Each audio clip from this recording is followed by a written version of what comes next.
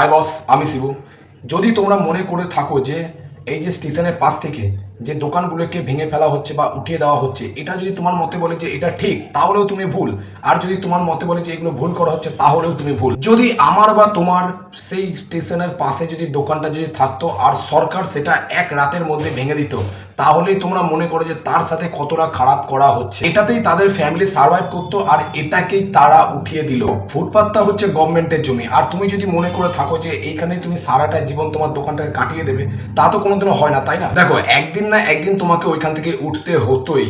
কিন্তু হ্যাঁ, দুই দিক দিয়ে ভেবে দেখলে মিডিলে একটা রাস্তা ছিল। গভর্নমেন্ট এটা বলতে পারতো যে 2-3 থেকে 4 মাস তোমাদের সময় দিচ্ছি, তোমরা এর মধ্যে তোমাদেরকে উঠে যেতে হবে। কিন্তু গভর্নমেন্ট সেটা করেনি। আজকে নোটিশ দিচ্ছে, কালকে গিয়ে দোকান উঠিয়ে দিচ্ছে, নালে ভাঙচুর করছে। আর এক টাইমে শুভেন্দু অধিকারী বলতো, আগামী পরশু থেকে যেখানে হকার উচ্ছেদ করবে, সেখানে পশ্চিমবাংলার জনগণকে, সমস্ত ধরনের মানুষকে, তাদের সকলকে আমি অনুরোধ করব বিরোধী দলনেতা হিসাবে বাধা দিন। দেখো, বাকি সবাই ভোট দিয়ে জিতেছে যে পরিবর্তনের জন্য। কারণ একটাই, যে অন্যান্য স্টেটে বিজেপি জিতে যা যা করেছে, আমাদের এই স্টেটে এসেও সেই একই করবে। আমার মতে বলে যে টাইম দেওয়া দরকার ছিল।